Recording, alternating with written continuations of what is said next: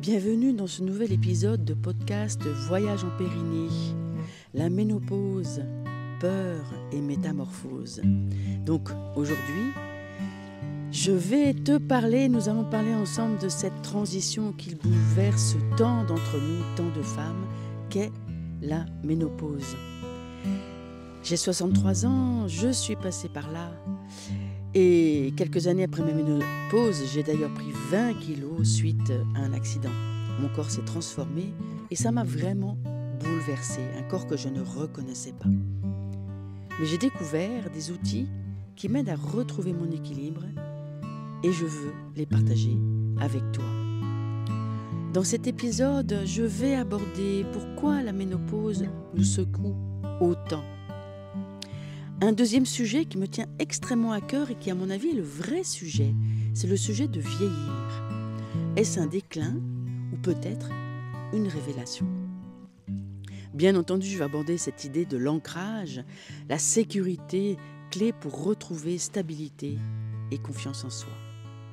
Et puis, reste bien jusqu'au bout pour une pratique guidée et je vais t'accompagner pour se connecter à son périnée, s'ancrer ici et maintenant, et vivre la jubilación, comme disent les Espagnols pour parler de la retraite et du vieillissement. Oui, je parle de l'Espagne parce que je suis actuellement aux Baléares, et peut-être tu ne le sais pas, c'est à partir de ma vie de nomade et ma vie en voilier que je crée ce podcast, et d'ailleurs peut-être tu entends le bruit de la mer, je suis en train d'enregistrer sur une plage de Minorque. Alors justement, cette jubilación, la retraite en espagnol, ça m'a vraiment réjoui quand j'ai entendu ce mot avec cette idée que vieillir pourrait être une jubilation. Alors évidemment, la ménopause nous secoue parce que il y a des changements hormonaux, c'est accompagné de fatigue, perte de repères. Et au cours de 3 épisodes, je vais développer tous ces sujets-là parce qu'ils sont fondamentaux. Est-ce vraiment ces changements hormonaux qui sont le sujet ? Ou est-ce qu'en fait, ces changements hormonaux ne nous permettraient-ils pas d'observer où nous en sommes ? La fatigue, qu'est-ce que c'est que cette fatigue si on souffre de fatigue ? Notre sommeil qui se perturbe peut-être, des pertes de repères. Et sur un plan énergétique, grâce aux changements hormonaux, ma proposition, et c'est ce que j'ai fait moi-même, sont là pour nous indiquer qu'il y a une nouvelle conscience à mettre en place.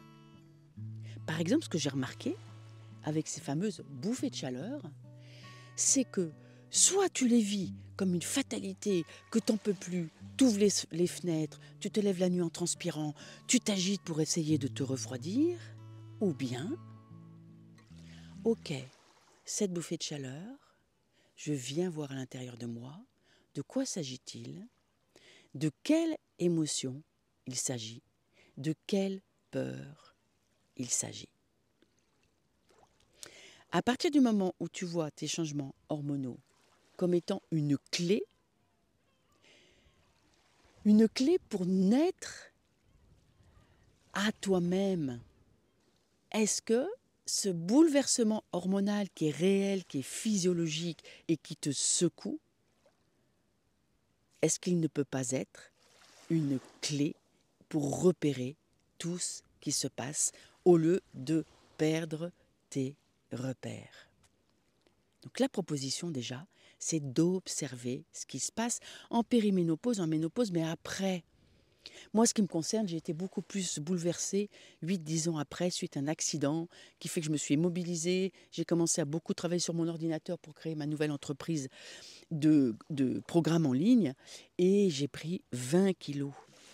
Et comment j'ai ressenti ces bouleversements dans mon corps ? C'était énorme. J'ai plutôt toujours eu un corps assez sportif, un corps qui était mon allié. Et là, je me retrouvais dans un corps de mémé, le souffle court, ne comprenant plus du tout qui était cette femme que je regardais dans le miroir ou dont je regardais les bourrelets. Mais finalement, ça a été une très belle clé parce que ça m'a permis d'autant plus de comprendre comment se désidentifier du corps de magazine et du corps parfait peut être aussi une ressource inouïe. Ça touche le vieillissement. Vieillir, déclin ou révélation. Parce que la société a construit un marketing de l'anti-âge. La société moderne nous impose que vieillir, c'est pas bien. On n'a plus la jubilación, c'est pour ça que ce mot me réjouit, ça veut dire la retraite en espagnol. Et la retraite, c'est un peu se retirer, alors que la jubilación, c'est la jubilation. C'est le voir comme ça change tout. Et à ce moment-là, c'est un sujet dont je vais beaucoup parler, hein, les rides. Qu'est-ce qu'elles nous racontent, ces rides ? S'ils nous montraient que c'était un passage initiatique vers une autre forme de puissance, allez voir ces magnifiques photos qu'on peut voir de ces peuples plus premiers, les peuples plus pauvres, qui... Je pense beaucoup à l'Asie, je pense beaucoup au peuple népalais. Ce sont des gens souriants, on voit des vieilles dames édentées et qui sont réjouissantes, fripées de rides et qui sont réjouissantes. Alors que dans nos sociétés, c'est rejeté. Le changement de regard que j'ai dû faire par rapport à moi suite à cet accident et ces 20 kilos pris en un temps record, je ne sais pas où j'étais à ce moment-là d'ailleurs. J'étais dans mon ordinateur en train de créer des programmes pour le périnée. Je ne me suis pas vue grossir. C'était des mois où j'étais loin de mon mari, donc il n'a pas vu non plus. Des circonstances où, pof, d'un coup, je suis passée d'un corps de jeune femme.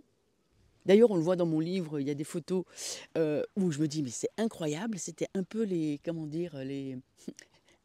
derniers vestiges de ma jeunesse. Et après, oups. Et finalement, cette lourdeur de laquelle je suis en train de sortir, donc ça touche aussi le fait d'avoir de la patience. Et ça aussi, c'est une révélation du vieillir, une nouvelle patience.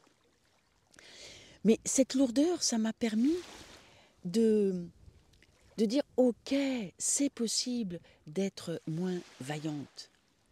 Ok, c'est possible de ralentir.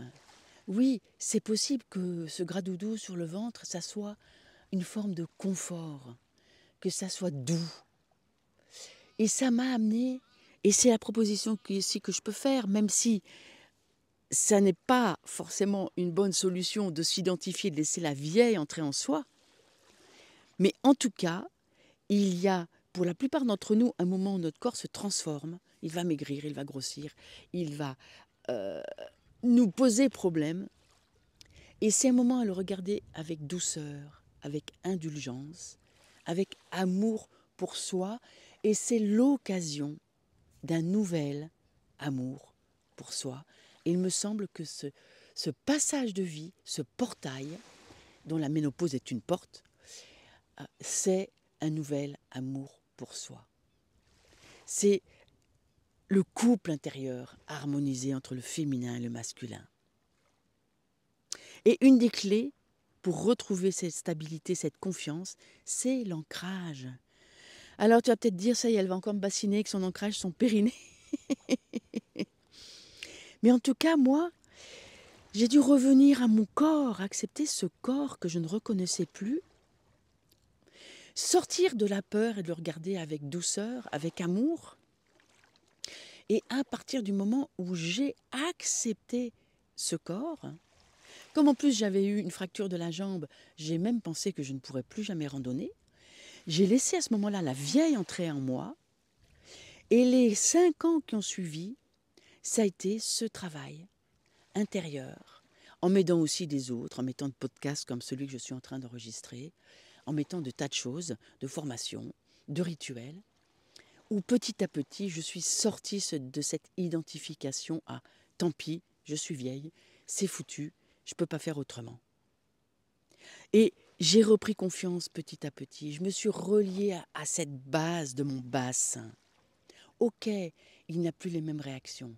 Ok, dans mon bassin, dans ma région sexuelle, je n'ai plus le même désir. Mais il est où le désir? Le vrai désir, l'élan de vie. Il est en soi. Et ça n'est pas forcément un désir qui va se manifester dans une sexualité telle que nous la connaissons. Et j'en parlerai dans un épisode prochainement aussi de cette sexualité nouvelle.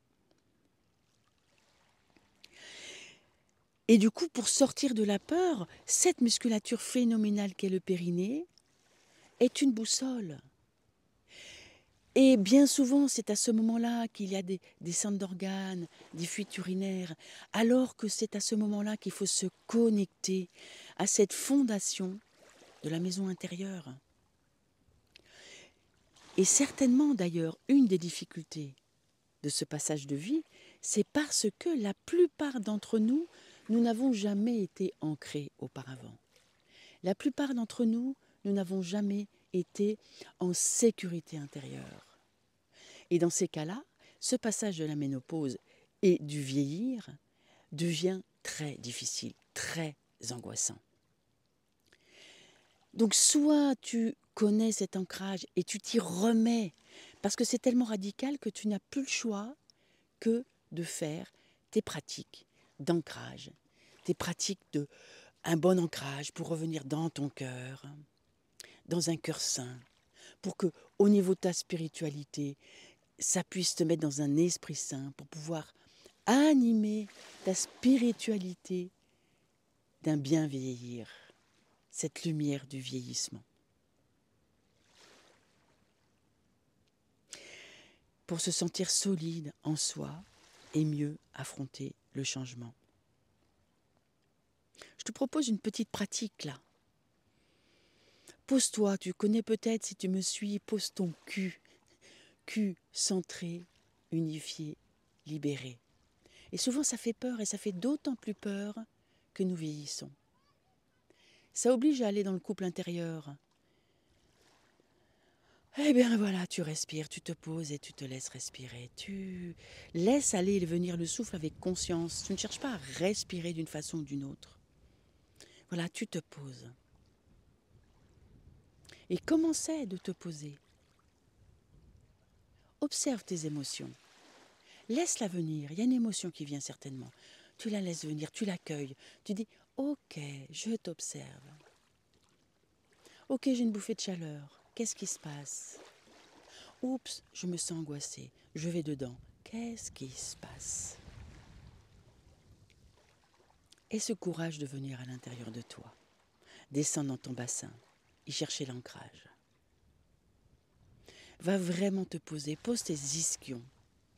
Pose-toi là. Pose ton cul. Plus tu te poses, plus tu as, j'en suis sûre, tu vas voir que ton corps peut se redresser. Tes épaules peuvent se relâcher. Ton souffle peut s'amplifier. C'est des petits exercices que tu peux faire n'importe où. Tu te poses, sur un plan dur c'est beaucoup mieux. Et tu prends quelques instants pour observer ce qui se passe. Te regarder dans un miroir intérieur avec tes rides.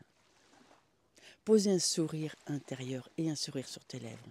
Les rides vont être de beaucoup plus belles si tu souris. Avec ta bouche et aussi avec tes yeux. Voilà, tu es posée, tu es assise. Ton corps se redresse. Ton souffle s'amplifie. Regarde-toi comme dans un miroir.